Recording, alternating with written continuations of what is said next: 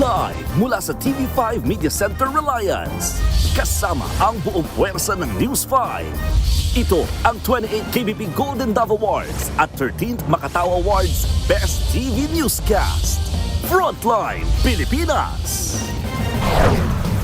News 5 Exclusive.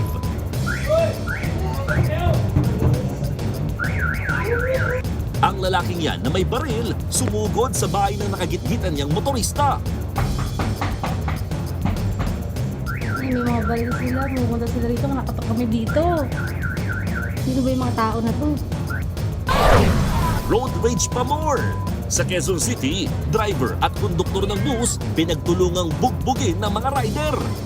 Sa Calamba naman, rider at driver ng van ginawang boxing ring ang kalsada. Lagot kayo sa LTO! Inarestong online media network founder na si Franco Mabanta dahil sa umunay pangingikil kay dating Speaker Martin Romualdez, iginiit na na-set up siya. Buwelta naman ni NBI Chief Matibag, wala itong halong politika. Ngayong sobrang init, ang sarap magsama-lamig. Pero ingat lang mga kapatid, dahil ang ilang paborito nating pamatin-uhaw, abay nakitaan ng sangkatutak na bakterya. Sa mga magbabakasyon ngayong tag-init, silipin mo ng mabuti ang CR ng inyong resort. Anong gagawin mo kung pagpasok mo sa banyo, may nagsuswimming na kobra sa inodoro? At eto na nga, Miss Universe Philippines 2026 Bea Milan Lindorski may matabang na hamon sa mga patuloy na nanalait sa kanyang mahabang baba. Eto pa nga, Star Wars Block 1 napasabak sa masayang kwentuhan at sayawan sa Good Morning Kapatid. Celine David, ikinuwento ang kanyang pagiging breadwinner.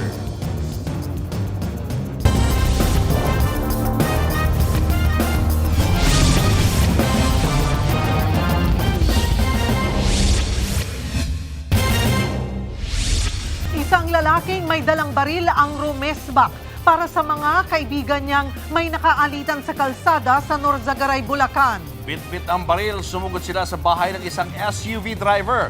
Pati mga kapitbahay nito na perwisyo. Nasa frontline na balitang yan si News 5 Mr. Exclusive, Gary De Leon.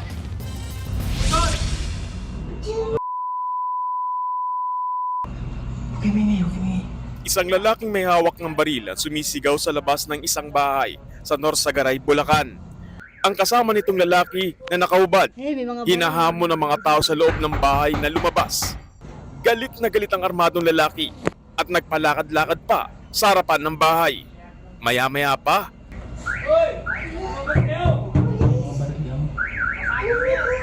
ang lalaking nakahubad hinampas na nakaparadang SUV. Pero nang di pa rin lumabas ang pakay nila, kinatok na nila ang bahay. May mga baril sila, pumunta sila rito, nakatok kami dito. Sino ba yung mga tao na to? Hindi na naagip ng video pero hinalugog pala ng mga lalaki ang mga kapitbahay sa lugar na ito. Yun nga lang, bigo silang makita ang hinahanap kaya muli nilang pinagdiskitaan ang bahay na nasa video. Hanggang sa makikitang sumugod na ang lalaking nakaubad para pwersahan ng palabasin ang mga tao sa loob ng bahay. Nagmura at nagbanta rin ito.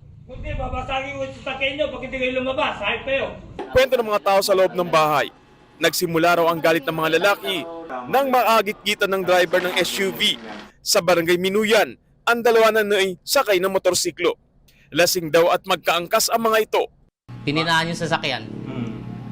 Tapos, nung sinigawan, binaba ng kapatid yung bintana ng sasakyan, sinigawan niyang ganun kung anong problema. Kumbaga, inanon yun ng motor, ng single nila. Binagal-bagalan. Yun ang harangan. Oo. Hanggang sa makarating na dito. Tila na insulto raw sa paninita ng driver ng SUV ang magkaangkas, kaya sinundan nila ito. Dito doon sa kanto, kinakawayan yung kapatid ko. Pinapalapit na gano'n. Doon na po nag-umpisa yung away. Inawat naman po namin.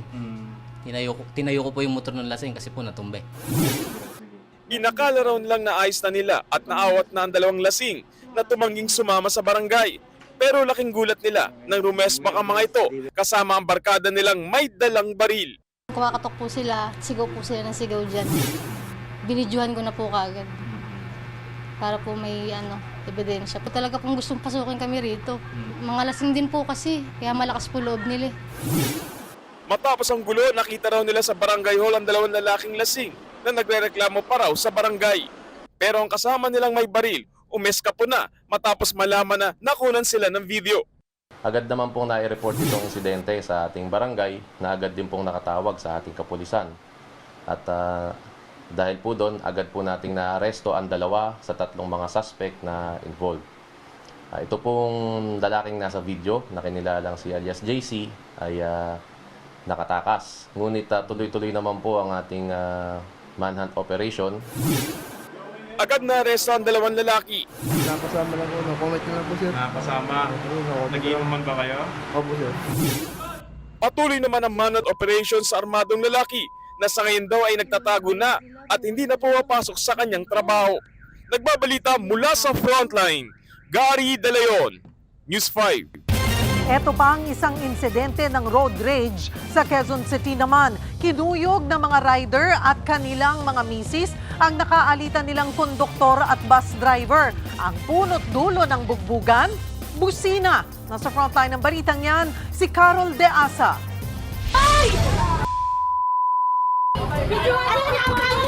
Pinukpok ng helmet sa ulo, pinagpapapalo ng tubo, pinagsususuntok at pinagtulungan ng bugbugin.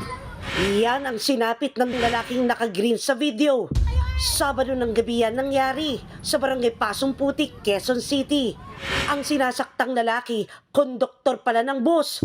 Ang kanyang driver na nakapula, kitang punit na ang damit. Makikita rin sa video na pinagdiskitahan ng grupo ang mismong bus na binasag pa ang salamin. Maya-maya, bumalik sa bus ang driver at pinaandar na ito. Dito na nakatsyempo ang konduktor para makatakas sa grupo. Ang grupong nakaalitan ng dalawa, mga riders na lalaki at babae. May mga buhat pang bata sa gitna ng gulo. Ang mitsa umano nito, simpleng pagbusina. Lumalabas po sa ating investigation na nag-swerve yung rider and then nagbusina po yung bus driver para po i-aware yung rider natin. Pag ito nung bus, yan na po, nagkaroon na po sila ng pagtatalo. At bumaba po yung ating driver na may dalang tubo para depensa ng sarili, ngunit naagaw ito nung rider. Kaya yun po yung naipalo dun sa ulo ng konduktor at ng driver. Parehong sugatan ang driver at ang konduktor ng bus. Kaso, nitong Lunes na lang sila nakapag-report sa pulisya. Sa isinagawang follow-up operation ay natukoy ang dalawang rider at pinatawag sa police station. Kahapon ay nagkaharap muli ang dalawang panig. Napag-alaman sa investigasyon na magkapatid ang dalawang rider at mga live-in partner nila ang kasama sa pananakit. Ang kaso, hindi pumayag sa arigluhan ang mga biktima nila. Yung ating pong bus driver ay nagtamo ng sugat sa ulo na nagkaroon po ng kailangan tahiin ng 5 stitches at ganun din naman po yung konduktor, nagtamo rin po ng sugat sa ulo at tinahi rin po. Sa ngayon, desidido ang driver at ang konduktor na magdemanda dahil sa serious physical injuries. Nagbabalita mula sa frontline, Carol De Asa, News 5.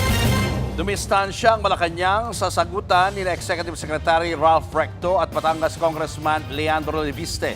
Si Leviste kasi isinasangkot sa mga maanumalyang DPWH project si Recto. Habang si Recto, ginit na siya ang sinusuhulan ni Leviste. Nasa frontline ng balitang yan si Marian Enriquez. Kung baliw man ako, at least hindi ako magnanakaw. Tahasan at maanghang ang mga binitawang alegasyon ni Batangas 1st District Representative Leandro Leviste laban kina Executive Secretary Ralph Recto at CWS Party List Representative Edwin Garjola. Una, inalockdown ni Recto si Leviste para magnegosyo sa Department of Public Works and Highways o DPWH. Sa sistema raw na ginagawa nila noon pa sa Lipa at sa ibang mga bayan. Tukuyin ang mga lugar para sa mga road opening ng DPWH. Sabihan ko daw sila pag meron akong mga nakita para makasama sila sa bilihan ng lupa. Kayang tumulong daw sa pagpondo ng mga proyekto ng DPWH si Secretary Recto dahil siya ay nasa kabinete at si Kong Garjola din ay malakas daw sa DPWH at maaaring siya na ang bahala sa kontraktor. Dagdag pa ni Leviste, kinondisyon umano ni Recto ang mga may-ari ng lupa na ibigay ang bahagi ng kanilang lupa sa mas mababang halaga bago niya payagan ng DPWH na pondohan ang mga bypass road sa Lipa. Iba't ibang mga tao ay nagkwento din sa akin na gawain ni Recto ito. Kung lehitimo man ito, mabuti at maging transparent si Secretary Recto sa kanyang yaman. At kung ang ginagastos ni Kong Garjola para sa kampanya nila ay may kaugnayan sa pagiging kontraktor ni Garjola sa Batangas. Aligasyon pa ni Leviste, si Garjola rin daw ang nagpondo ng 1 bilyong piso sa 2025 election campaign ng misis ni Recto na si Batangas Governor Vilma Santos Recto at anak nitong si Lucky Manzano. Bakit si Garjola gumastos ng mahigit 1 bilyong piso para sa mga Recto? Ito ba ay pagkakaibigan lang o may ginagawa ba si Ralph Recto as Cabinet Secretary of the Republic of the Philippines para makapaggastos ng ganito si Garjola? Hamon ngayon ni Leviste, kung hindi sasagutin ni Recto ang kanyang mga aligasyon, sagutin niya ni Palace Press Officer Claire Castro. Hinahamon ko si Yusek Claire Castro sa susunod niyang press briefing na sagutin kung tama ba na may ganitong aligasyon kay Executive Secretary Recto. Bakit hindi pa sinasalang si Secretary Recto sa Commission on Appointments at kung ayaw din ba nilang buksan ang mga detalye ng 2 kasong plunder ni E.S. Recto sa Ombudsman.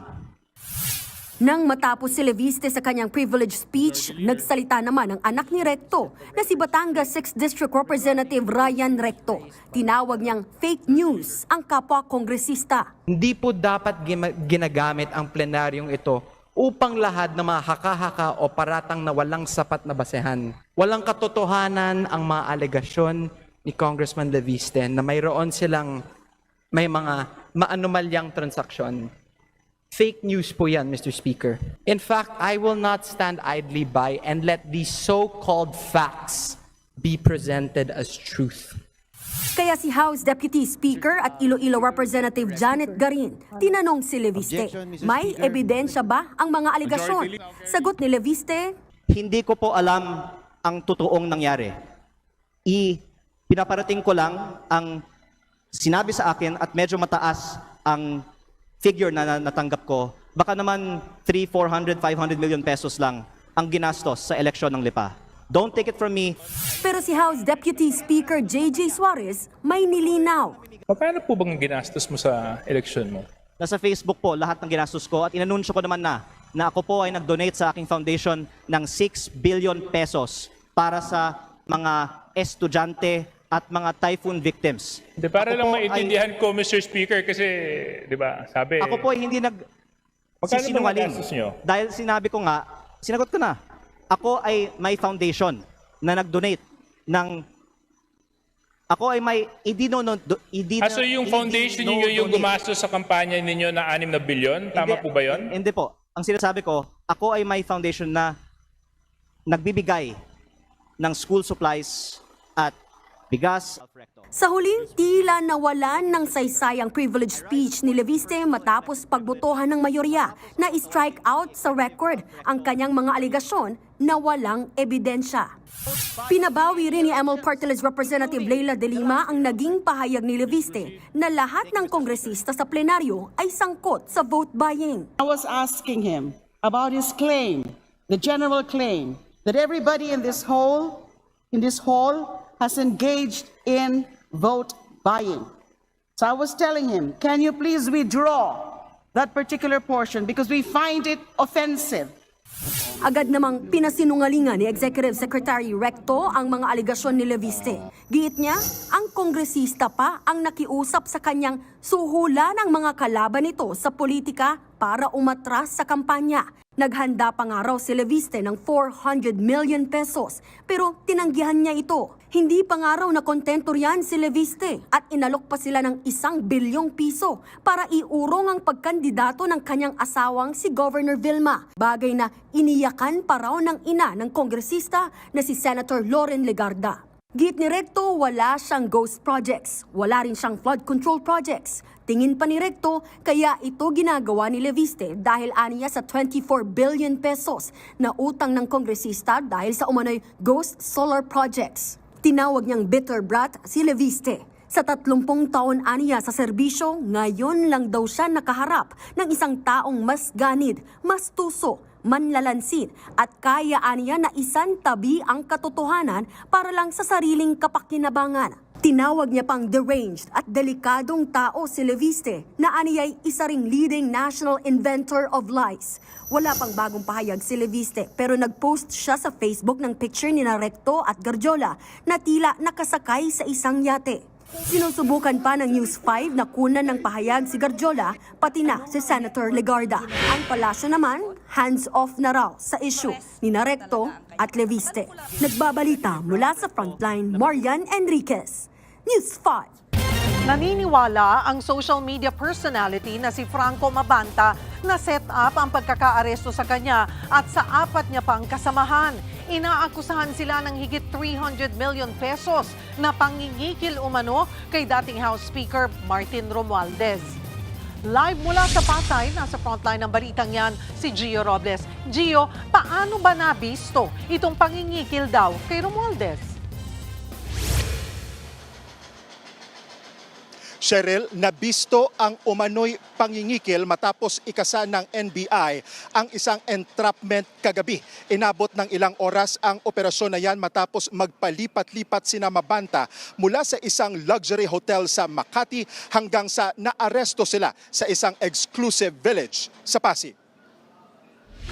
Nakalatag sa mesa ang male-maletang pera na ito na nagkakahalaga ng 75 million pesos. Ito ang marked money na kunwari ay paunang bayad ng kampo ni dating House Speaker Martin Romualdez sa 5 lalaki na nangikil umano sa kanya. Sa isang exclusive subdivision sa Pasig, nakipagkita kagabi ang grupo sa nagpakilalang tauhan ni Romualdez. Dahil sa mahigpit na seguridad ng lugar, dito raw na pagkasunduan ng dalawang panig na magkaabutan ng bayad. Pagkakuha ng marked money, dito na nagpakilala ang kanilang ka-meet up na ahente pala ng NBI. Arestado ang leader ng grupo na si Franco Mabanta, ang founder ng Peanut Gallery Media Network. Kasama niyang inaresto ang 4 na iba pa. 2 raw dyan ay director at finance officer ng mismong online media platform. Inabot ng 4 na oras ang operasyon ng NBI. Maingat daw ang galaw ng grupo. Unang nakipagkita ang mga ito sa mga operatiba sa isang 5-star hotel sa Makati bago lumipat sa Pasig. Ang problema lang, yung subject ayaw niyang tanggapin yung pera personally. And ang explanation niya nga kasi doon sa lugar, sa hotel, so maraming CCTV. So nag-instruction sa amin, dadalhin ito sa isang lugar sa Pasig. Nagbigay ng pahayag sa News 5 si Mabanta pero naging matipid ito. Set up daw ang nangyari sa kanila. Yeah, it's not true. It's not true. That's it. So hindi kayo nag-extort No. 300 million pesos? No, definitely not. How can we extort when they were the ones who came to us? Ayon sa NBI, nakaraang taon pa umano lumapit sina Mabanta sa kampo ni dating House Speaker. Pero kamakailan lang dumulog sa NBI ang kampo ni Romualdez para magreklamo. 350 million pesos umano ang halaga na hinihingi ni Mabanta kay Romualdez kapalit ng hindi paglalabas ng expose kaugnay sa dating House Speaker. Kalaunan, ibinaba umano sa 300 million pesos ang halaga na babayaran umano in cash. Nag-demand sila ng 4 tranches. So yung 4 tranches is consisting of 75 million per tranche. Meron deadline eh. So kung hindi masettle yun, May 5 magre-release sila ng first part 1 ng video. May kinalaman umano sa katiwalian ang sinasabing video pero ayon kay Director Melvin Matibag, hindi pa tukoy kung ito ay may kaugnayan sa flood control projects. Sasailalim pa raw kasi ang video sa pagsusuri ng NBI forensic team. Iginiit naman ni Matibag na hindi pag-atake at intimidation sa media ang pagkakaaresto ni Mabanta. Ang NBI po will act on evidence. Evidence-based po tayo even dito sa nangyari na to. Sinundan natin kung saan po pupunta yung ebidensya. Dagdag pa ni Matibag, hindi pinag-iinitan ng NBI ang mga kritiko ng gobyerno. Huwag raw haluan ng politika ang operasyon ng NBI. Tanging pakay daw ng NBI sa reklamo kina Mabanta. Kung may mga personality na tumitira reputational attacks to gain money, to gain position, dapat yun yung managot. Pero yung NBI, let's be fair to the men and women of NBI, law enforcement itong mga to.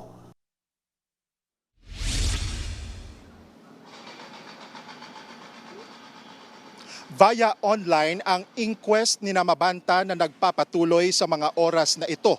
Nahaharap sila sa reklamong robbery, extortion at nakatakdang dalhin sa NBI detention facility sa Muntinlupa. Bahagi si Mabanta ng team or campaign team ni President Bongbong Marcos nung tumakbo ito sa pagkapangulo noong 2022 elections. Marami o libo-libo ang social media followers ni Mabanta na madalas mag-post ng kanyang mga komento kaugnay sa politika at iba pang national issues. Cheryl, balik sa'yo. Maraming salamat, Gio Robles. Nilinaw ng palasyo na hindi kaibigan ng Pangulo ang inarestong social media personality na si Franco Mabanta. Nagpakita naman si Palace Press Officer Claire Castro ng mga larawan ni Mabanta kasama ang mga Duterte. Nartong report. Dumipensa kaagad ang Peanut Gallery Media Network matapos maaresto sa entrapment operation ang founder nila na si Franco Mabanta at ilan pa nilang opisyal. Inaakusahan sina Mabanta na kasama sa nagtangka umanong mangikil kay dating House Speaker Martin Romualdez.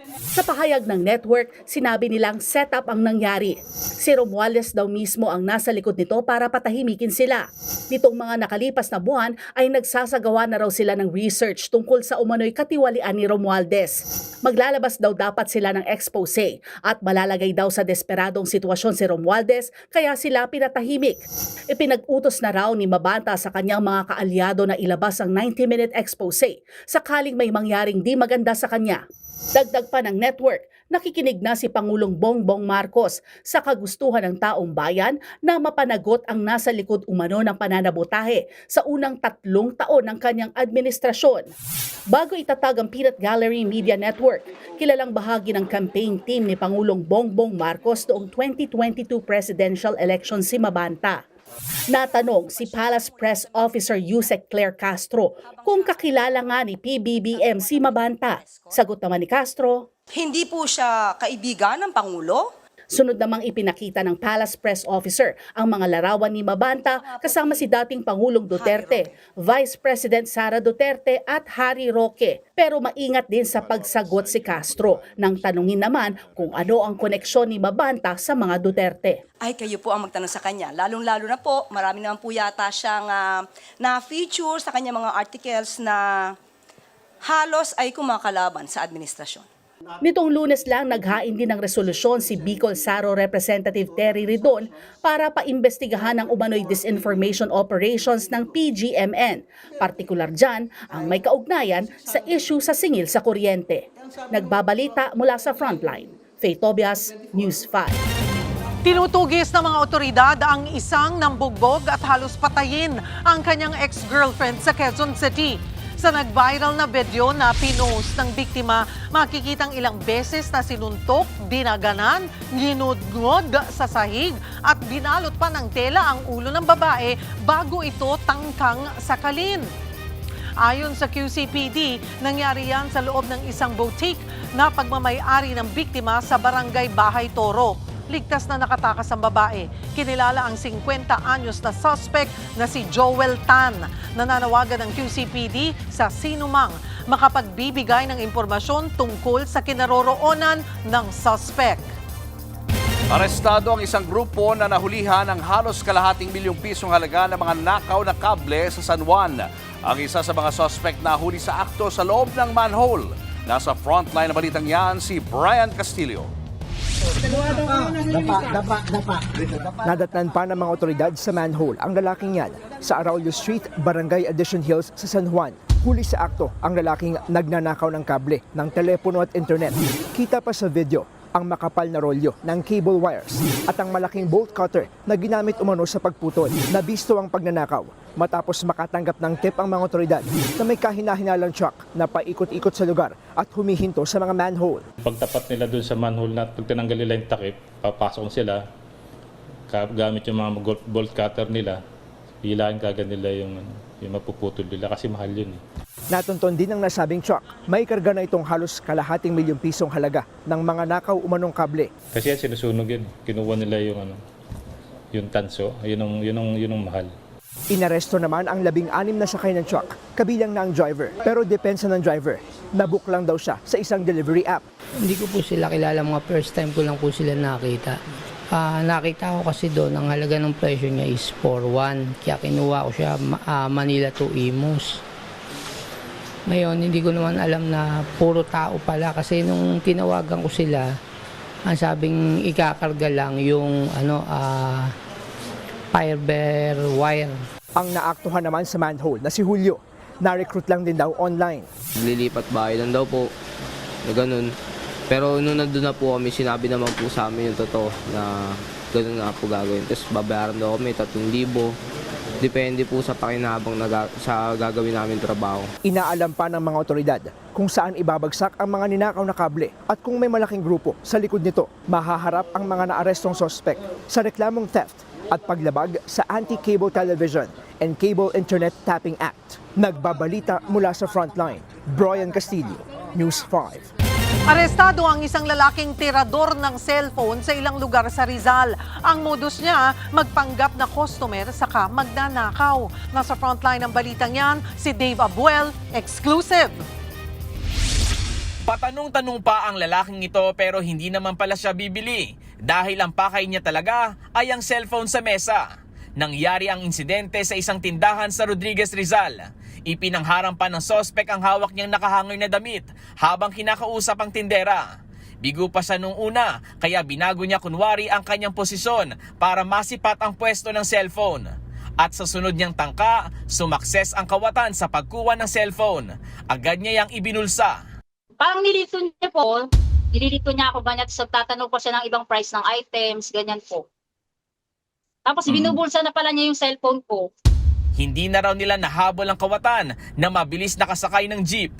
Ang lalaking nasa video, nahuli kahapon sa Antipolo matapos magnakaw ulit ng cellphone sa isang tindahan.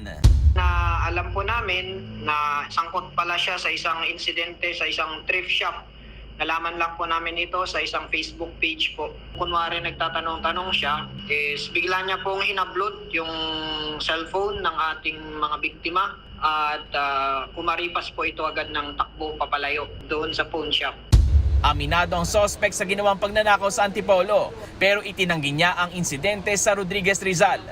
Wala po akong alam doon sa Rodriguez Rizal kasi masyado na malayo yun. Hindi rin ako nakakasigurado kung ako yun kasi hindi naman ako nakakarating doon sa lugar na yun. Mahaharap ang suspect sa reklamong theft. Nagbabalita mula sa Frontline, Dave Abuel, News 5. Sa ibang balita, lumutang ang pangalan ni Senator Rodante Marcoleta sa mga umano'y senador na pinaglaanan ng allocables na abot sa 500 million pesos. Batayan sa records ng yumaong DPWH Undersecretary Catalina Cabral. Pero may nilinaw dyan si Senator Ping Lacson. Nasa frontline ng balitang yan si Mean Los Baños. May mga bagong dokumento raw sa flood control scandal. Ayon yan mismo kay Senate President Pro Tempore Ping Lacson na chairman din ng Senate Blue Ribbon Committee. Isa sa mga pangalang lumutang ay si Senator Rodante Marcoleta. Si Marcoleta raw kasi ay kabilang umano sa mga senador na pinaglaanan ng allocables na aabot sa 500 million pesos batay sa records ng yumaong DPWH Undersecretary na si Catalina Cabral. Kanina, tinanong si Lacson tungkol dyan sa kapihan sa Senado at mayroon siyang nilinaw. May babaraw bang evidence versus... Actually, meron pa. Oh. Kasi sabi ko nga, yung request for allocables, although sa tingin ko, hindi proper, pero hindi naman illegal. Again, hindi pa rin illegal yon, pinagbigyan ng DPWH. Pero yung binigyan ka ng items tapos sinab-standard ng contractor mo, ginos project ng contractor mo, doon may problema. So yun ang hihimay namin. Paiimbestigahan naman ba si Marcoleta? Pa-clarify, kasama bang i-recommenda sa ombudsman na imbestigahan si Marcoleta? Depende. Sa ngayon hindi kasi pero kung yun nga merong ghost tapos ma-attribute sa kanya, kung meron siyang participation sa mga kung magkakaroon ng ghost or substandard, he should be treated in the same manner na natrato ibang senador, ibang congressman. Wala nang special dito. Dagdag pa ni Lacson, kwento sa kanya ng ilang kongresista, nagkaroon umano ng bukulan o lamangan ng dumaan sa commission appointment si dating DPWH Secretary Manny Bonoan. Bagamat walang pinangalanan si Lacson, matatandaang si Marcoleta ang chairman ng Public Works Committee ng CA noon. Actually, 1.5 billion daw yung hinihingi. 500 lang yung binigay. Tapos nakanganga yung mga ibang kasama sa CA kasi wala naman nakuhang project.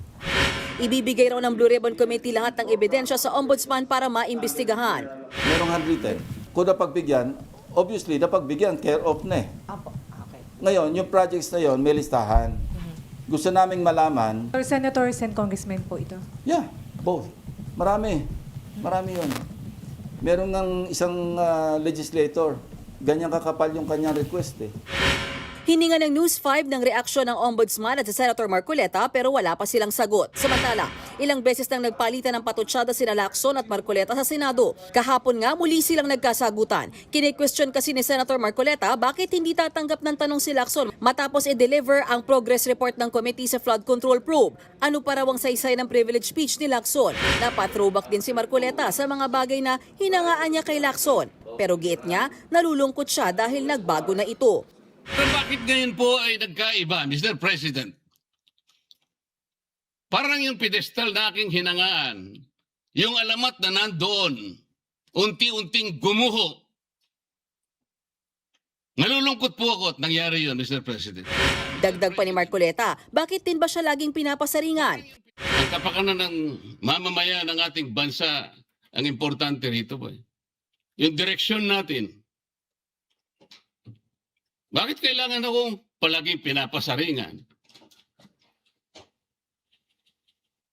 Hindi naman po ang aking kagustuhan eh. Sagot naman ni Lacson dyan, Hindi naman ako nagbago at hindi naman ako kailanman magbabago. Ang nagbago si Senator Marcoleta kasi nawala siya sa hulog. Hindi na siya in sync with reality. Hindi ko alam kung bakit. Kasi alam naman natin, di ba, sa balik-taktakan, parang wala sa katwiran eh, madalas. naniniwala din si Lacson na kaya hindi maganda ang samahan nila ni Marcoleta ay dahil may bubog pa ito nang mapalitan siya bilang chairman ng Senate Blue Ribbon Committee. Yun ang pinag-ugatan ng pagiging BFF namin dalawa. Parang, ewan ko lang ha, sa akin lang ito, parang hindi niya matanggap na napalitan siyang Blue Ribbon. Sana maging BFF uli kami, na totoong BFF. Okay. Sir, There's always a proper time for that. Sa ngayon, nasa 7 senador pa lang ang nakapirma sa Flood Control Committee report. Kailangan ng siyam o mayorya ng komite para mailatag ito sa plenaryo. Sakaling mangyari yan, magkakaroon ng venue sila Senators Chis Escudero, Jinggoy Estrada at Joel Villanueva na magpaliwanag at linisin ang kanilang pangalan. Kung makukumbinsi nila ang chairman ng komite at ang mayorya, pwedeng strike out o matanggal ang pangalan nila sa committee report. Kaya git ni Lacson, ang bola ay nasa kamay na ng mga kapwa niya senador. Nagbabalita mula sa Frontline, Mean Los Baños, News 5. Nasusunog pa rin ang Navotas landfill at tumulong na nga rin ang mga eksperto sa Japan. Live mula sa Malabon, nasa frontline ng balitang yan, si Gerard de la Peña. Gerard, kumusta na ang sitwasyon dyan? Alam mo, Cheryl, mula dito sa kinatatayuan ko ay kitang-kita pa yung baga at yung apoy at pati na rin yung usok dito sa nasusunog na Navotas Sanitary. Alam mo, sabi ng mga otoridad ay hanggang 5 araw ay mawawala na rin ang sunog na yan. Sa aerial footage na ito sa Navotas Sanitary Landfill, may usok pa rin sa maliit na bahagi ng isla sa may pampang ng Malabon at Navotas. Pero ayon sa mga otoridad, 20% na lang ng landfill ang may usok. Malaking tulong daw ang pagpasok ng disaster relief experts mula sa Japan para mabilis na maupula ang apoy. Pinakita ng Japanese disaster relief expert team yung kahalagahan na dapat maampat kaagad, ma-stop kaagad yung oxygen. Ipinakita nila na pwede ring dalhin doon yung heavy equipment at yun ang unahin para right there and then ma-stop natin yung malakas na hangin. Sumaklolo na rin ang Department of Transportation at Department of Public Works and Highways para sa mga heavy equipment at iba pang pangangailangan sa pag-apula sa apoy. Iba-ibang areas po yung pwede nating simulan, kaya napabilis po. Kaya biglang ngayon makikita po ninyo halos flat na po yung ibabaw at doon na tayo sa mga perimeter areas lang na nag-ooperate. Dahil dito, sa pagtataya ng mga otoridad, tapos ang sunog sa loob ng 4 hanggang 5 araw. Lalo ngayon dahil dumadami na yung supply ng soil na dumarating, dumadami yung equipment dahil nga dun sa ginawang coordination. Ayon sa DENR, gumanda na ang kalidad ng hangin sa lugar at hindi na rin daw ito nakakasama sa kalusugan. Papanagutin daw ang kumpanya na inabandona ang landfill. Dahil dito, magiging stricto na raw ang MMDA sa pagbibigay ng accreditation sa mga mag-ooperate ng landfill para hindi na maulit ang ganitong insidente. Kahit naapula na ang apoy, imomonitor pa rin daw ito sa loob ng 4 na buwan at magkakaroon pa ng post-closure activities na tatagal ng 1 hanggang 3 taon para masigurong hindi na magkakasunog sa lugar. Magpapadala rin daw ng personnel ang pamahalaan sa Tokyo Metropolitan Fire Department para pag-aralan ng paghahanda, pag-iwas at pagresponde sa ganitong mga sakuna.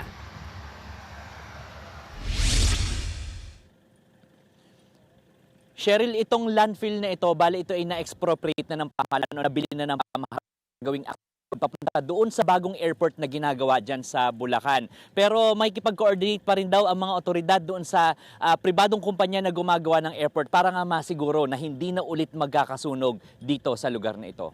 Cheryl. Maraming salamat, Gerard de la Peña. Ipinagpapasadyos na raw ni Vice President Sara Duterte ang paggulong na impeachment proceedings laban sa kanya. Live mula sa Batas ng Pambansa, nasa frontline na balitang yan si Marian Enriquez. Marian, anong reaksyon ng mga kongresista sa pahayag ng bise? Julius, bumwelta nga yung ilang mga kongresista sa mga bagong pahayag ni Vice President Sara Duterte. Partikular na yun sa aniyay unfair na madama yung kanyang mga pamilya dito nga sa gumugulong na impeachment. Giit nila nakatutok sila sa mga ebidensya, katotohanan at pananagutan. Lahat ng mga nangyayari sa buhay ng isang tao ay sinulat yan ng Diyos. So kung ma-impeach ako, yan ay sinulat na ng Diyos. Kung hindi man ako ma-impeach, see you sa 2028. See you tomorrow. Yan ang naging pahayag ni Vice President Sara Duterte kaugnay ng gumugulong na articles of impeachment laban sa kanya. Giit pa niya, unfair o hindi tama na idamay ang kanyang pamilya na pawang mga private citizen daw. Belter yan ni namamamayang Liberal Party List Representative Leila De Lima at Akbayan Party List Representative Percy Sendanya. These are the joint SALN of the husband and wife. And then, hindi namin kasalanan yun na gano'n ang lumabas sa 6.7 billion, 4-point-something billion of inflows ng pera sa mga accounts nila. It's all about accountability. Yung mga naabuso sa kapangyarihan, mga kamag-anak din niya mula noon hanggang ngayon. Parang yung abuse of power at yung pandarahas talaga tatak Duterte ito. Dito pamumulitika, ang tawag dito pananagutan. Isang bagay na hanggang ngayon hindi pa rin maintindihan ng kampo ni VP Sara Duterte. Ngayong nadala na sa plenaryo ang articles of impeachment, ipinag-utos sa House Secretary General na ipamahagi ang kopya nito sa lahat ng kongresista, complainants at respondent na si VP Sara. Alinsunod na rin ito sa desisyon ng Korte Suprema na mabigyan ng sapat na panahon ang mga kongresista na pag-aralan ito, gayon din ang ebidensya bago ang nakatakdang botohan sa plenaryo. Inaasahang mangyayari ang botohan sa impeachment ni VP Sara sa May 11 sa Lunes. Saturday and Sunday to study the articles of impeachment and the evidence. For me, I submit that this 4 days is enough to comply with the reasonable period required in the Supreme Court decision. Sa kabila niyan, iginiit ni National Unity Party o NUP Chairman at House Deputy Speaker Ronnie Puno na nasa 60% o higit 30 miyembro ng kanilang partido ang bobotong ma-impeach si VP Sara. Bagamat hindi pa naman ito final dahil nagpapatuloy pa rin daw ang konsultasyon ng ibang miyembro sa kanilang constituents. Today, I think the majority is in favor of sending this to the Senate. It depends again on what their consultations with their districts will say. Yung mga problema dyan, siyempre in Mindanao, nahirapan yung aming mga miyembro kasi when they ask around, everybody says no. In other areas, as you know, the Iglesia ni Cristo has a very strong position about this matter and it continues to be there. Julius, sinama na nga sa calendar of business yung committee report tungkol dun sa impeachment ni VP Sara at sa Lunes nga nabotohan nagkakasundo yung ilang mga mambabatas na posibleng umabot sa halos 200 na mga kongresista ang bobotong i-impeach si VP Sara. Yan muna ang latest dito sa Kamara. Balik sa Julius. Maraming salamat, Marian Enriquez. Showbiz, eto na nga! Mga kapatid, eto na nga ang mga umaarangkadang showbiz balita ngayong Miyerkules. Call me Mangga. Yan po ang diretsong sagot ni Miss Universe Philippines 2026, Bea Milian Windorski. Sa mga pumupuna sa hugis ng kanyang baba, may patutsyada rin siya sa mga toxic na pageant fans. Nasa frontline ng balitang yan, si MJ Marford. People call me Mangga because of my face shape. But mangoes are my favorite fruit. So, okay, Yeah. go on. Call me Mangga. Clock it, Gen Z Queen! Call me Mangga! Yan ang hamon ni Miss Universe Philippines 2026 Bea Milian Windorski sa mga mema na toxic pageant fans online. Sa kwento niya sa atin sa The Long Take interview ng One News, hindi raw siya bothered. Umani na ng papuri at paghanga ang bagong reyna dahil sa kanyang no holds barred na nanlalamo ng mic na mga sagot. Sabi nga ng ilang netizens, mas Pinoy pa raw si Bea kesa sa bashers niya. Ano yung mga Filipino values na in-instill sa'yo ng mommy mo? I would say being koripot. Value po! Gusto ko yun! Gano'n ka kakuripot? Up until I Oo nga, won Ilocano. Miss Universe Philippines, I would angkas everywhere to save money, especially in the middle of a fuel crisis. I really was trying to find those ways to save some money. My electricity bill is through the roof right now. Unfortunately, I can't angkas anymore. But I still save in other ways. I love to cook at home. At eto pa nga, iba rin ang lalim niya pagdating sa usapin ng national issues gaya ng korupsyon. At the core of everything I do is promoting the fact that we as Filipinos deserve better. Because our country, we're not a poor country. We have everything we need, but we need fairness, we need transparency.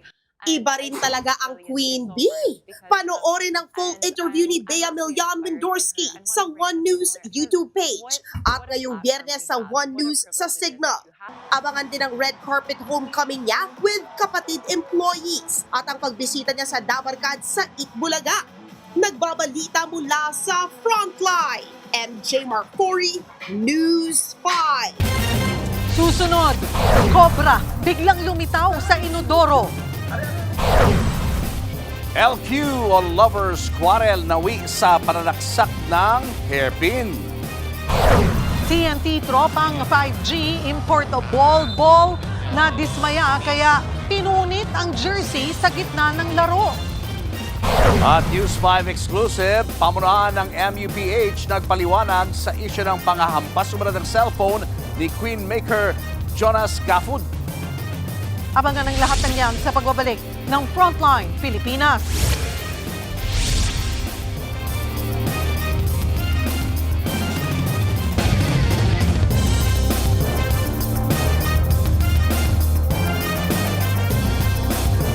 Mga kapatid, Julius Babaw po, nasa Middle East o saan mang dako ka ng mundo, manatiling may alam at may pakialam sa mga mainit na balita dito sa ating bansa. Simulan po natin ang bawat araw sa tuloy-tuloy na balitaan sa Frontline.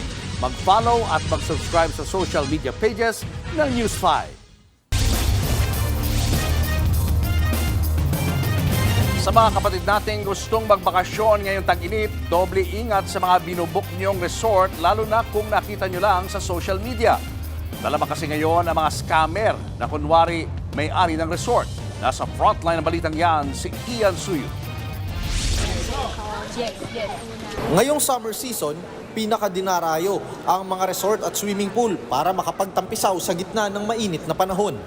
Pero init ng ulo lang ang nakuha ni Melody matapos madiskubreng na-scam pala siya ng resort na binook niya online. Kwento ni Melody, April 27 nang maghanap sila ng hotel online. At nang makakita ng magandang resort sa La Union, nag-inquire siya kagad. Nagtiwala raw siya kagad dahil sa magandang reviews ng page. Sa pakikipag-usap sa naturang page ay siningil umano sila ng down payment na mahigit 9,000 pesos. Ilang oras lang daw ang nakalipas ay muli na naman silang hiningan ng dagdag bayad bilang security deposit naman. Dito na raw siya nagsimulang maghinala, pero huli na ang lahat. Ang thinking ko kasi, legit siya kasi number 1, verified naman yung profile. Number 2, kasi yung account name na nagamit is Aureo Incorporation. So, mukha namang legit. Hanggang sa sinend ko yung security deposit, I was asking for booking confirmation, hindi siya sumasagot. Hanggang sa 1 a.m., parang kinutuban na ako. Dito niya na nakita ang samut-saring reklamo na may kinalaman sa parehong modus. Mahigit 15,000 pesos ang natangay sa kanya ng bogus na Facebook page. Ayon sa PNP Anti-Cybercrime Group, accommodation scam ang tawag sa ganitong panloloko online. Madalas raw nangyayari ito tuwing summer season. Dito kasi pinakamarami ang bookings ng resorts, hotels at Airbnb. Madalas gumagamit din po sila ng mga nakaw na larawan, kumbaga dun sa mga legit na resort or condominium units at inaalok po nila ito sa pinapakamurang halaga or meron po silang promotion, discounts upang mahikayat po na mag-book ang mga kliyente or customers po nila na naghahanap po ng mga accommodation. Para maiwasan ang ganitong scam, mas mabuti umanong makipag-ugnayan lamang sa lehitimong booking sites. Huwag basta-bastang magbibigay ng pera at kung kaya, personal na pumunta at magbayad sa hotel. Ayon sa PNP, nakatakda rin silang makipag-ugnayan sa social media platform para labanan ang ganitong mga modus. Ang legit na resort naman, nauna nang nagbabala tungkol sa mga bogus na social media pages na nagpapanggap na sila. Nakikipag-ugnayan na rin sila sa NBI at PNP para matrace ang mga nasa likod ng panloloko. Nagbabalita mula sa Frontline, Ian Suyo, News 5. Mahigit 6 na pong hindi rehistradong baril ang isinuko sa mga pulis sa Balanga City, Bataan. Sinurrender ng isang dating security agency ang mga shotgun, rifle, revolver, machine gun at libu-libong bala. Wala raw yung certification documents mula sa Firearms and Explosive Office. Meron ding mga baril na iisa lang ang serial number. Ang may-ari ng naturang agency, isang retiradong mataas na opisyal ng PNP na namatay na. Kaya naman inaalam pa kung sino ang dapat managot.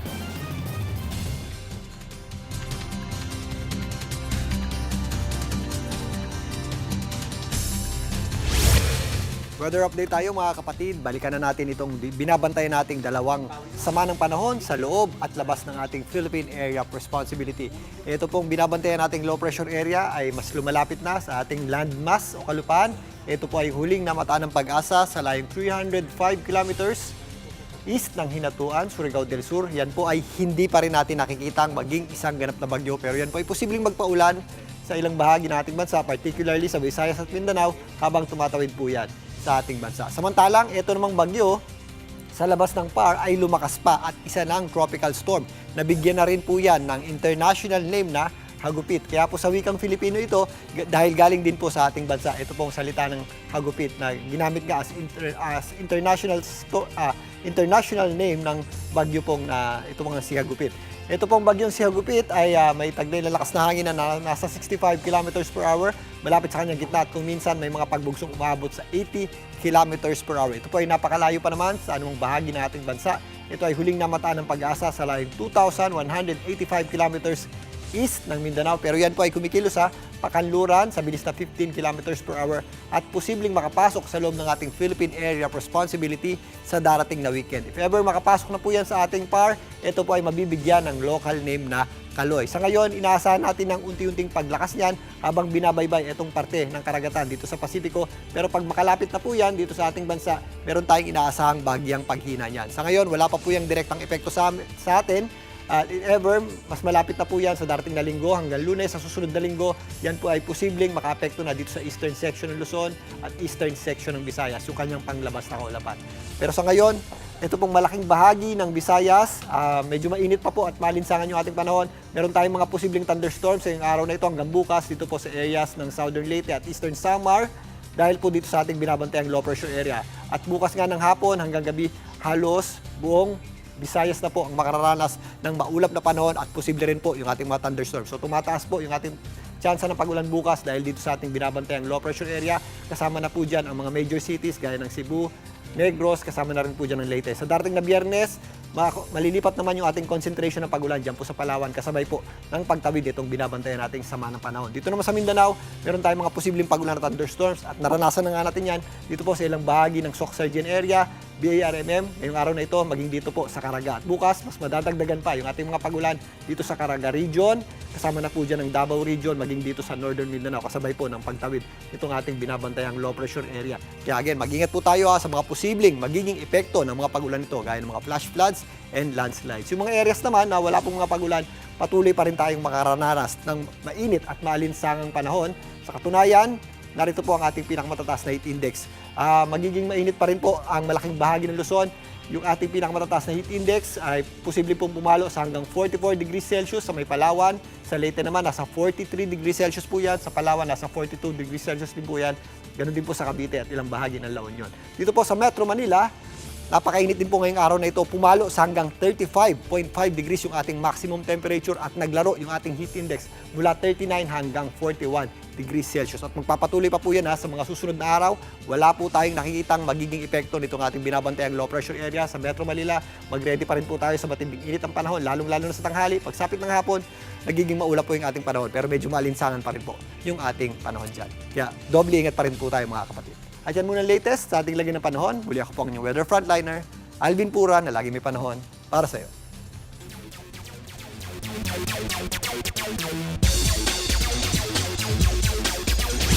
Naka-first blood na ang De La Salle Lady Spikers sa rematch nila sa finals ng women's volleyball sa UAAP. Live mula sa MOA Arena, nasa frontline ng balitang yan, si Ian Suyu. Ian, anong update?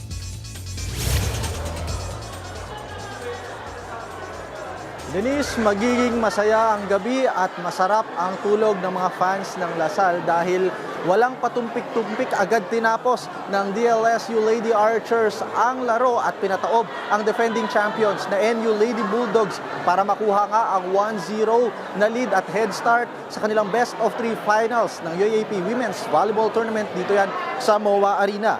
Isang sweeping victory labang ang kinailangan ng Lasal para makuha na nga ang kalamangan at mas mapalapit lalo sa kampyonato. Sa isang outside call para kay Ara Panique ng NU, naselyohan ang Game 1 with a final score of 25-23, 25-18 at 25-18. Pero bago yan, naging dikdikan muna ang laro. Early momentum nga ang NU kung saan nakakuha sila ng 14-8 na bentahe pero unti-unti namang nakabawi ang Lasal sa tulong ng towering duo ni Angel Canino at Shevana Laput to take the first set. Lasal took advantage of their blocking and defense at nahirapan ngang makabutas ang mga pambato ng NU. Tila hindi na nakakuha ng buwelo ang Lady Bulldogs mula dyan pati na rin sa mga sumunod na set. Pagdatingan ng third set, naging malayo na rin kagad ang agwat. At sa pagtatapos ng laro, top scorer po si Lasal superstar Angel Canino finishing with 17 points and 9 excellent digs.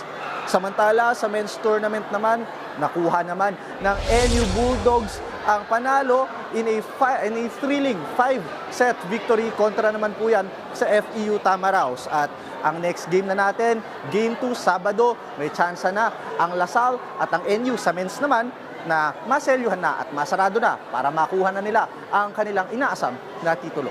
Abangan natin kung makakabawi pa ba ang NU para maitabla ang serye sa women's volleyball action. Yan muna ang latest mula dito sa MOA Arena. Balik sa'yo, Denise. Maraming salamat, Ian Suyu. Showbiz, eto na nga! Mga kapatid, eto na nga. Mainit na pinag-uusapan ngayon sa social media ang pangahampas umano ng cellphone ni Miss Universe Philippines CEO and President Jonas Gafud sa isang staff. Agad naman po yang nilinaw ng pamunuan ng MUPH. Nasa frontline ng balitang yan, si News 5 Entertainment Correspondent Von Belenario, exclusive.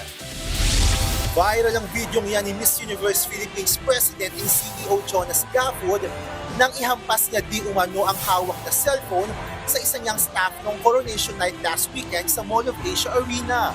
Kita rin sa video ang pagkabigla ng ilan sa mga judge at bisita na nakakita sa pangyayari.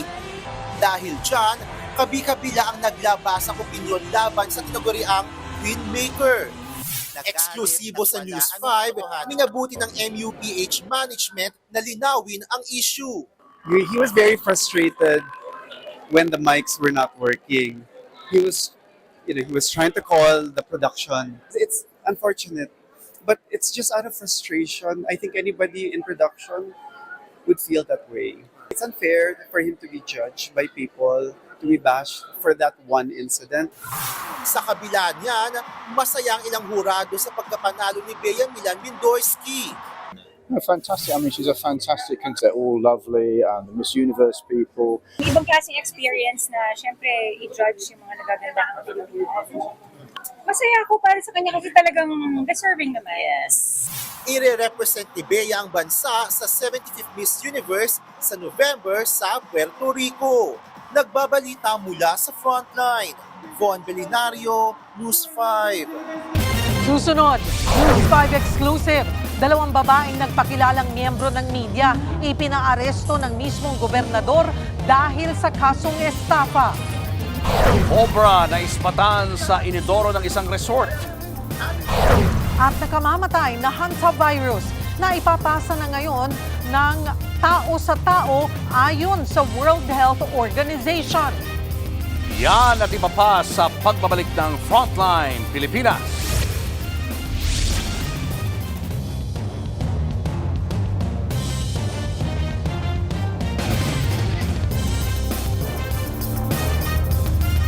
Mga kapatid, Julius Babaw po. Nasa Middle East o sa amang dako ka ng mundo, manatiling may alam at may pakialam sa mga may init na balita dito sa ating bansa. Simulan po natin ang bawat araw sa tuloy-tuloy na balitaan sa Frontline. Mag-follow at mag-subscribe sa social media pages ng News 5.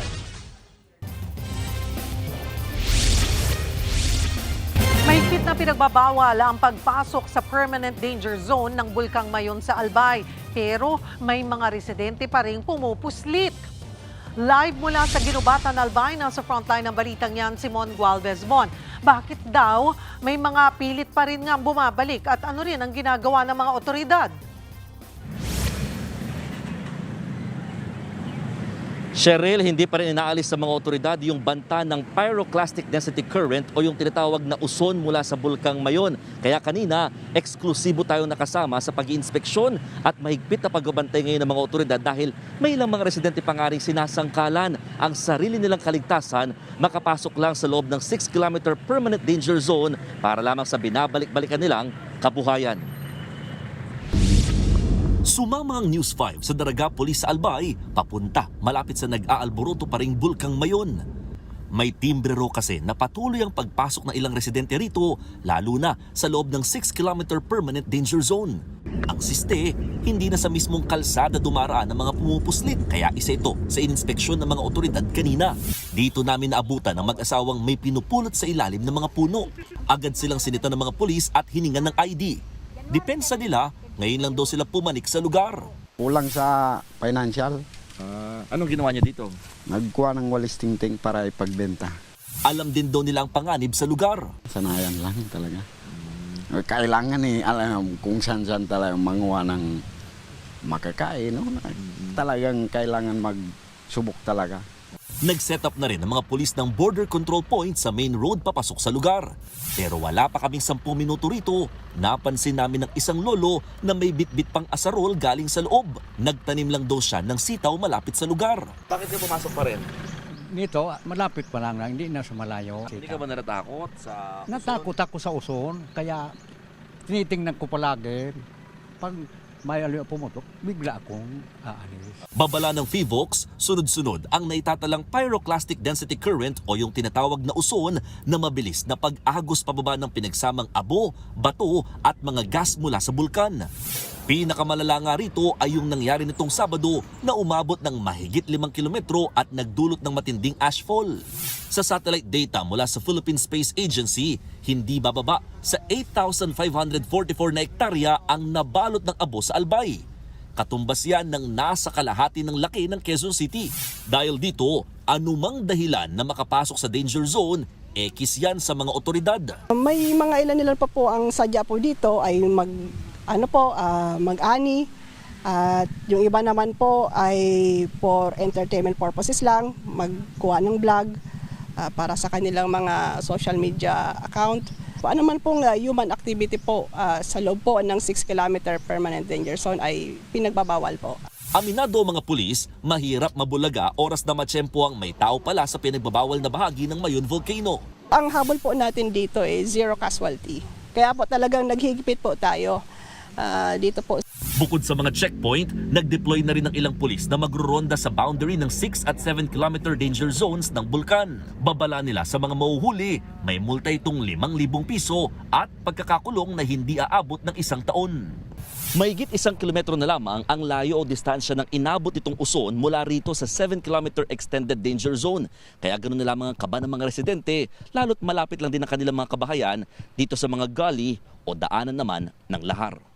Nauna nang inilikas ng mga otoridad ang mga naninirahan pa sa loob ng 6 kilometer permanent danger zone mula na magsimulang mag-alboroto ang Mayon nitong Enero. Marami sa kanila nagtsatsaga muna sa mga classroom ng paaralan gaya sa Barrio Elementary School.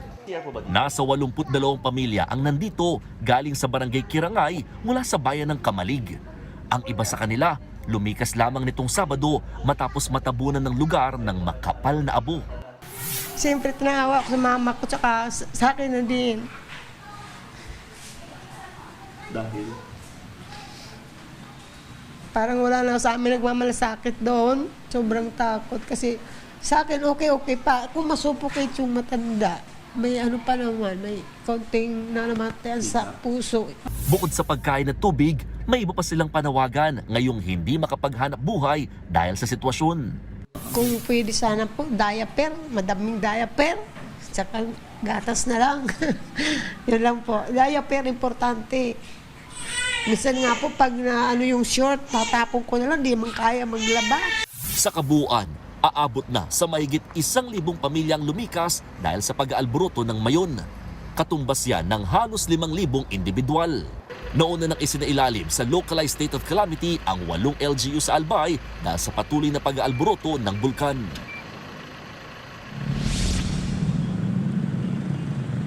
Cheryl, kahit gabi na, patuloy ang ginagawang flushing at clearing operations ng mga otoridad, particularly ng Bureau of Fire Protection dito sa mismong sentro ng bayan ng Ginubatan. Talagang tulong-tulong yung iba't ibang mga fire trucks dito galing sa iba't ibang mga lugar para talagang malinis kahit paano itong 44 na barangay na naapektuhan ng matinding ashfall. Samantala, sa Kamalig, sinimulan na rin ngayong araw ang Food for Work program kung saan pinaglilinis na rin ang mga apektadong magsasaka kapalit ng pagkain para makatulong din na maalis yung makapal na abo. Target ng mga otoridad na malinis itong mga abo na naipon sa kanilang mga apektadong barangay sa loob ng 1 linggo. Samantala, sa pinangunahan ni Pangulong Bongbong Marcos yung briefing ngayong hapon sa Malacanang kaugnay pa rin sa pagtugon sa pag-aalboroto ng Bulkang Mayon. Ilan sa mga pinag-usapang priority ay ang paglikas sa mga residente, pagbibigay ng relief at medical aid, gayon din ang mga face mask at mga maiinom na malinis sa tubig. Nagpadala na rin ng mga mobile clinic, water purification systems at Starlink satellite units para matiyak na makakapag-connect pa rin sa internet ang mga evacuee at makakapagbigay ng update sa kanilang mga mahal sa buhay. At ngayong araw, nakarating na rin dito ang Alagang Kapatid Foundation para mamahagi hindi lamang ng mga relief packs, kundi ng mga tuwalya, mga N95 mask at may libreng panood pa ng mga TV5 programs. Yan muna ang latest. Balik sa iyo, Cheryl. Maraming salamat, Mon Gualvez. Pinweltahan ng palasyo si VP Sara Duterte matapos siyang sabihing naharap ang bansa ngayon sa anyay triple whammy. Sa isang panayam sa kanya sa The Hague, Netherlands, tinukoy ni VP Sara ang mahal na petrolyo, paghila ng piso at mataas na inflation rate na dahilan ng umano'y pagsadsad na ekonomiya ng Pilipinas. Triple whammy ang nangyayari sa atin. Sa akin lang, kung hindi man kaya tulungan ng administrasyon, ng gobyerno, lahat, dapat tulungan nila yung mga pinaka nasa ilalim na hindi na talaga nila makaya kahit man lang yung simpleng pagbili ng pagkain. Pero sagot dyan ni Palace Press Officer Claire Castro, nung nagsisimula pa lang ang gulo sa Middle East, kumilos agad ang administrasyon. Iniisa pa ni Castro ang mga ginawang hakbang at programa ng pamahalaan. Kabilang na ang pagpapauwi sa mga OFW na naipit sa gulo, pati na ang pamimigay ng ayuda sa mga pinakaapektadong sektor. Nagpasaring din si Castro tungkol sa anyay bakasyon na naman ng PISE. So yun po kasi ang nagiging problema sa isang opisyal na lagi pong nakabakasyon, hindi po niya nalalaman kung ano po ang nagiging programa ng gobyerno. Sa kasalukuyan po, tayo po ay abala sa ASEAN Summit, ang Pangulo ay abala sa ASEAN Summit, pero ang Vice Presidente ay nakabakasyong muli.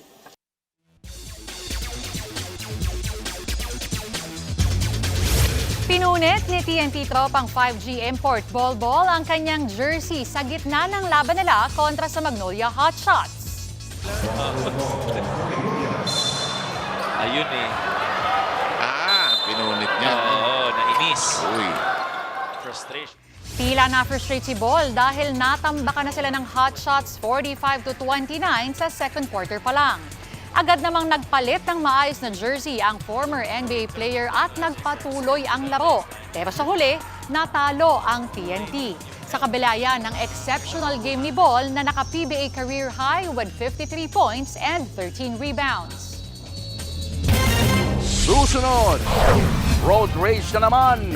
Driver ng utility van at isang rider nagsapakan sa gitna ng kalsada. Mga motorista naabala.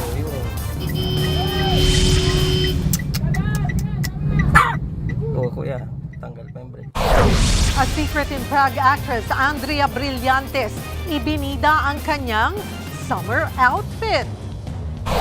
At sa ating K-alaman, ang estilo ng controversial ngayong tourism logo ng Naga. Isang uri daw yan ng letras y figuras. Tutok lang mga kapatid, magbabalik pa ang Frontline Pilipinas.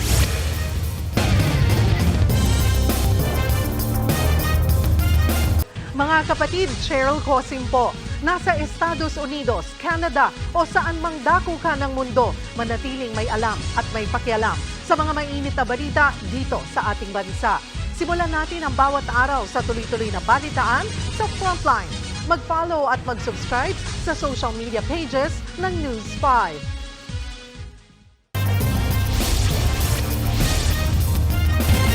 Posibleng human-to-human transmission daw ang nangyaring hawaan ng hantavirus sa isang barko sa West Africa. Nakaalerto naman ang bansang South Africa lalo't dinala doon ang isa sa mga hinihinalang infected ng virus. Narito ang Frontline Report. I am currently on board the MV Hondias, and what's happening right now is very real for all of us here. We're not just a story. We're not just headlines. We're people. People with families, with lives, with people waiting for us at home. Yan ang video ng travel vlogger na stranded sa Hondias cruise ship sa Cape Verde sa may West Africa. Kabilang siya sa higit 100 pasahero na naka-quarantine sa laot dahil sa banta ng hantavirus, isang nakamamatay na sakit na galing sa virus mula sa daga. Hindi pa malinaw kung paano ang evacuation na mangyayari. Pero ang isang kritikal na pasahero na hinihinalang may virus, in-airlift na at dinala sa isang ospital sa South Africa. Ang 3 nasawi na evacuate na rin. Samantalang ang 3 pang posibleng infected din ng hantavirus naka-isolate pa rin sa barko. Naka-high alert tuloy ngayon ang South Africa dahil ayon sa World Health Organization, hinihinalang human-to-human na ang pagkalat ng virus sa cruise ship. Ibig sabihin, pwede nang maipasa sa tao ang virus mula rin sa taong infected nito. Taliwas yan sa naunang records na nagsasabing posible lang itong makuha kapag nalanghap ng isang tao ang infected na ihi, dumi o laway ng hayop, kapag may direct contact o nahawakan ito ng tao, kung nakagat ng dagang infected ng virus, o kapag may nakain na may ihi, dumi o laway ng daga. Sa ngayon, tuloy-tuloy lang na minomonitor ang lagay ng mga sakay ng Hondius cruise ship. Kabilang dyan ang 38 tripulanteng Pinoy. Una nang sinabi ng Department of Health na ligtas sila. Hindi rin daw kailangang maalarma, lalo't malayo ang apektadong cruise ship sa bansa. Nagbabalita mula sa Frontline, Faye Tobias, News 5.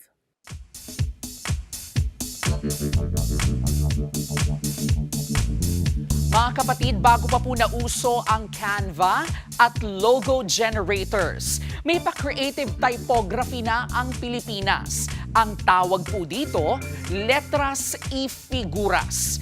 Isang art style noong Spanish period kung saan ang mga letra ay binubuo gamit ang mga maliliit na tao, hayop at eksena. Literal na letters na may buhay.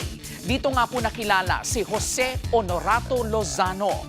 Isa po siya sa mga pinakaunang nagpasikat ng letras y figuras noong 1800s. Sa mga gawa niya, ang mga pangalan tulad ng Maria Clara, hindi lang basta sinusulat, binubuo po ito ng mga taong nakatradisyonal na kasuotan, eksena ng pista at pang-araw-araw na buhay. So bawat letra may kwento, bawat design may identity. Ngayon, i-connect po natin yan sa tourism branding. Bawat lugar may logo, may slogan at meron pa ngang pa-hashtag. Pero aminin po natin, minsan magkakamukha na. Dito papasok ang letras y figuras. Imagine mo, ang pangalan ng isang lungsod na binubuo ng mga simbolo ng kanilang festival, pagkain at kultura. May ganyan po ang bagong logo ng Naga. Pati nga po ang Davao City, Quezon, Batangas, Guimaras, Leyte, at pati na ang mismong tourism logo ng bansa, ang Love the Philippines. Hindi lang po siya logo, kundi visual storytelling na rin. Sa mundo ng turismo, hindi na po bago ang paggamit ng letras y figuras. Pero mga kapatid, minsan ang pinaka-modern na branding, inspired pa rin ng nakaraan na gaya po ng K Alaman ay K Yamanan. K, okay. Susunod, magkasintahan, nag-away hanggang sa nauwi sa pananaksak ng hairpin.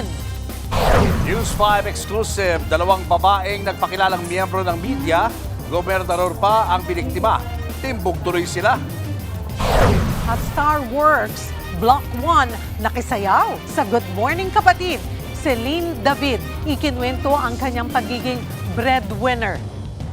Tutok lang mga kapatid, magbabalik pa ang Frontline Pilipinas.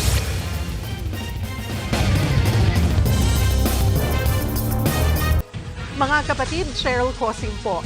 Nasa Estados Unidos, Canada o saan man dako ka ng mundo, manatiling may alam at may pakialam sa mga maiinit na balita dito sa ating bansa. Simulan natin ang bawat araw sa tuloy-tuloy na balitaan sa Frontline. Mag-follow at mag-subscribe sa social media pages ng News 5. Nauwi sa saksakan ng away na magkasintahan sa Davao City at hindi kutsilyo ang ginamit kundi hairpin. Nakabaon pa sa braso ng biktima ang metal hairpin. Kagagawan niyan ng kanyang girlfriend. Ayon sa pulisya, nagka-LQ o lover's quarrel ang dalawa. Ayaw na raw pauwiin ng bahay ang suspect hanggang sa humantong na nga ito sa pananaksak. Ang ending, posibleng mauwi sa demandahan. Mismong governor ng Aurora ang nagpaaresto sa dalawang babaeng nagpakilalang miyembro ng media. Sa video, makikita pang kausap ng mga suspect si Governor Sid Galban. Nag-picture taking pa nga sila.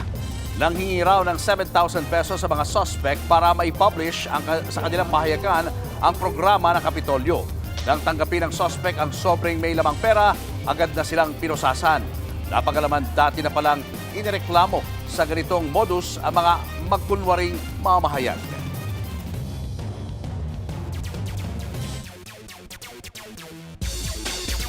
Nagwagi si Pinay tennis ace Alex Ayala sa una niyang game sa Italian Open sa Rome.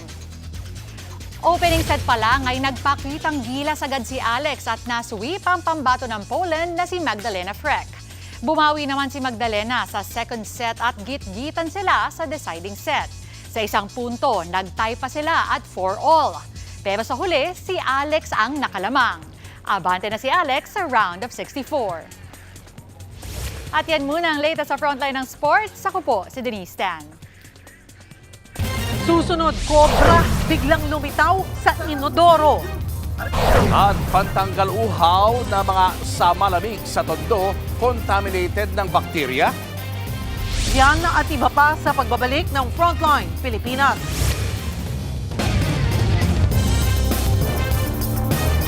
Mga kapatid, Julius Babaw po, nasa Middle East o saan mang dako ka ng mundo, manatiling may alam at may pakialam sa mga mainit na balita dito sa ating bansa. Simulan po natin ang bawat araw sa tuloy-tuloy na balitaan sa Frontline.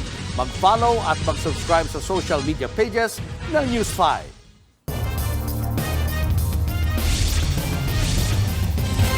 Lagwat sa LTO ang driver at rider na nagbugbugan sa kalsada sa Calamba, Laguna.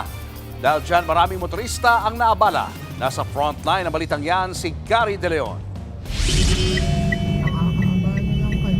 Sa viral video na ito, kita ang komprontasyon ng isang lalaki na naka-sleeveless at isang walang damit pang itaas. Kasama rin ang isang lalaking naka-helmet. Ilan saglit pa, pinagsusuntok na naka-sleeveless ang nakahubad. Nakihampas din ang lalaking naka-helmet. Natumba na ang lalaking nakahubad, pero di pa rin siya tinantanan ng suntok ng kanyang kaalitan. Di natigil ang lalaking naka-sleeveless kahit binubusinahan na at inaawat ng ibang motorista. Sinubukan namang tumayo ng nakahubad pero agad din siyang natumba nang tamaan ulit ng suntok. Sa inisyal na investigasyon ng Land Transportation Office, kuha ang video sa Calamba, Laguna. Isang rider at isang driver ng utility van ang sangkot sa road rage. Hindi pa malinaw kung ano ang ugat ng kanilang alitan, pero naglabas ng show cause order ang LTO laban sa rider at sa driver. Pinagpapaliwanag sila kung bakit hindi dapat sila kasuhan ng reckless driving at improper person to operate a motor vehicle. Suspendido na rin na 70 araw ang kanilang mga lisensya. Nagbabalita mula sa Frontline, Gary De Leon, News 5. Nagulantang ang magkakaibigang nag-reunion sa isang resort sa Negros Occidental. Isa kasing cobra ang biglang lumitaw sa inodoro. Narito ang Frontline Report. Nakasarado ang inodoro na iyan sa isang kwarto ng resort sa Don Salvador Benedicto, Negros Occidental. Nang buksan ng mga naka-check-in, merong nagsiswimming. Tinusok-tusok ito ng stick hanggang sa nakipag-eye to eye pa sa kanila ang isang cobra.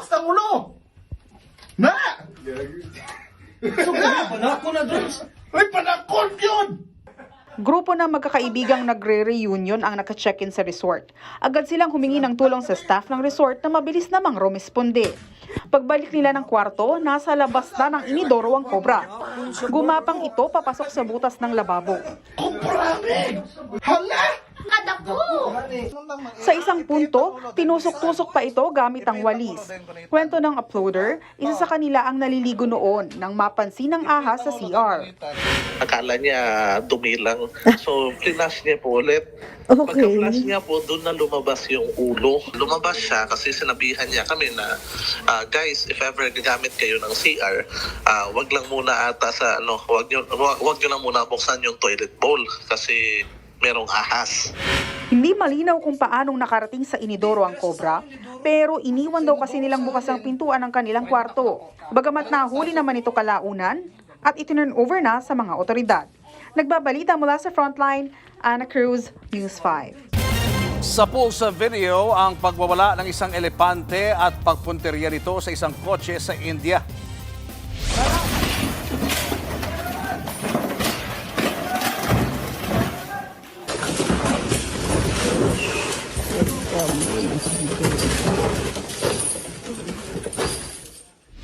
Inatake ng elepante ang nakapark na puting kotse. Sa tindi niya, nagkayupi-yupi ang sasakyan. Nabasag din ang mga salamin nito. Bagamat walang sakay ang kotse, nagulantang ang mga residente. Agad silang tumawag ng animal control. Dito na naibalik ang elepante sa gubat. Ayon sa mga residente, bigla na lang sumulpot ang hayop at nagwala. Wala naman nasaktan sa insidente. Mga kapatid, mahilig ka ba sa malamig? Abay, patok na patok yan, lalo ngayong tag-init. Pero teka, sa Tondo, Maynila, may mga bakterya raw na nakita sa mga ganyang inumin at ang mga bakteryang yan, naku, hindi tinatablan ng antibiotics. Nasa frontline ng balitang yan, si JC Cosico. Ang init! Deserve dati ng sa malamig, mapabuko juice, melon o gulaman man. Itong hangin niya sobrang init pa rin yung pasok. Kaya yung buga, kaya kailangan natin uminom ng malamig talaga. Pawis, tapos yung singaw ng araw. Kaya bumili akong palamig. Para matanggal lang yung init ng katawan. Pero mga kapatid, ingat sa mga iniinom. Sa pag-aaral ng ilang researchers ng University of the Philippines mula 2024 hanggang 2025, lumalabas na 9 na pwesto ng mga samalamig vendor sa Tondo, Maynila ay may antimicrobial resistant bacteria. Kinuhanan nila ng sample ang tubig, yelo, baso, mismong inumin at mga kamay ng mga nagtitinda. At ang kanilang nakita, taas ang bacterial contamination at lampas po ito sa itinakdang pamantayan ng Food and Drugs Administration at Philippine National Standards for Drinking Water. dapat din daw ang safe level ng bacteria ay less than 1.1 mpn o most probable number per 100 milliliter. Pero ang nakita, hindi lang doble, hindi lang triple. Ang standard po ay less than 1.1 po dapat. Pero dun po sa findings, based dun sa naging result natin, hundreds, thousands mikrobyo na nakita po natin. Iniinom po kasi natin to So nakakatakot po na mayroong ganyang presensya. Ibig sabihin, imbes na pampalamig, pwedeng maging pampasakit ng tiyan ang sa malamig.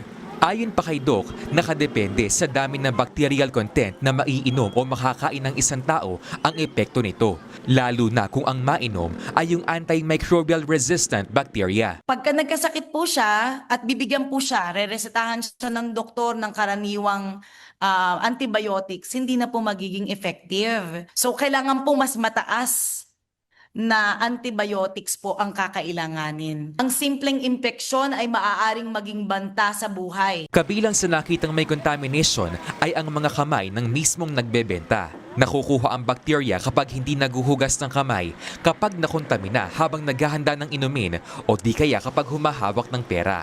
Kapag nakainom ng bakterya, posibleng magka-diarrhea. Ayon sa Manila Health Department, wala namang outbreak ng diarrhea sa kanilang lungsod mula 2024. Pero bilang tugon sa pag-aaral ng UP Manila, kumuha na rin ang Manila LGU ng sample ng tubig sa 150 sa malamig stall sa Tondo at ilalabas ang resulta sa mga susunod na araw. Kanina lang, naabutan naming namimigay na flyers ang mga tauhan ng Manila Health Department kaugnay ng food safety awareness. Plano rin nilang iparequire sa mga vendor ang paggamit ng certified potable water sa mga tubig at yelo. Bukod sa maghihigpit sila sa licensing system sa mga food vendor, target din nilang bigyan ng hygiene training program sa mga tindero nito. Nagbabalita mula sa Frontline, JC Cosico, News 5. Showbiz, eto na nga! Mga kapatid, eto na nga, kasing init ng tag-init si A Secret in Prague star Andrea Brillantes sa kanyang bagong getaway photos. Super sexy naman kasi ni Blythe sa kanyang mala Coachella-inspired outfit. Litaw na litaw nga ang kurba ni Blythe sa kanyang bikini-style top at fitted capri pants. Kasing init din ang photos na yan ni Blythe ang mga eksena niya bilang si Kiara sa primetime seryeng A Secret in Prague. Habang lumalalim ang love story nila ni Mikoy played by Enrique Hill, ayan at nagkaka-lovers quarrel na nga ang dalawa. Abangan ang more kilig eksena ni Mikoy at Kiara sa A Secret in Prague pagkatapos po ng Frontline Pilipinas. Eto pa nga, malaki ang pasasalamat ng mga bagong kapatid star na napasama po sila sa Block 1 ng bagong talent arm ng Kapatid Network na Starworks. Isa na po dyan ang 18-year-old breadwinner na si Celine David. Kilalanin po natin siya sa Frontline Report ni MJ Marfori. Kaka-grand launch pala, booked and busy na agad ang Block 1 ng rebranded talent arm ng Kapatid Network na Starworks. At kanina nga, umaga pala, ratsyada na agad ang mga bagong kapatid na parang reunion na nga rin with their mentor, Dimples Romana. Proud and grateful naman si Mama Dimps na maging bahagi na showbiz journey ng Block 1. At dahil talent nga ang usapan, eto at napasabak na rin nga sa sayawan ang mga bagets with Mommy Chicky.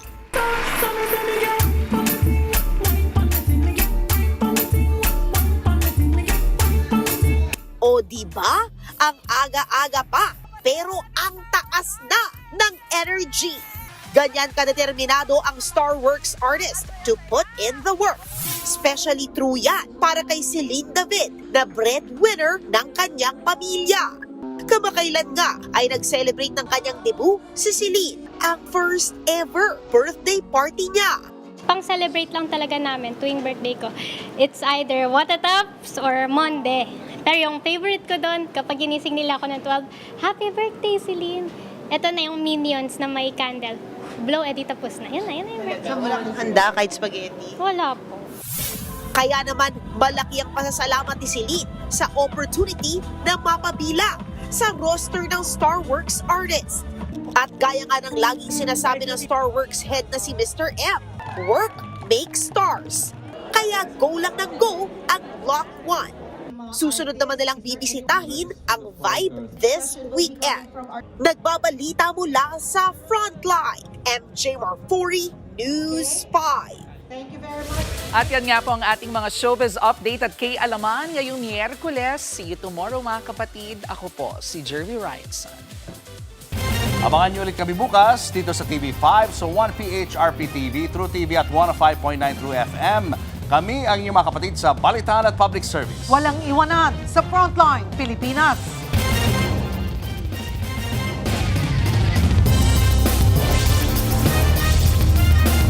Mga kapatid, Cheryl Cosim po.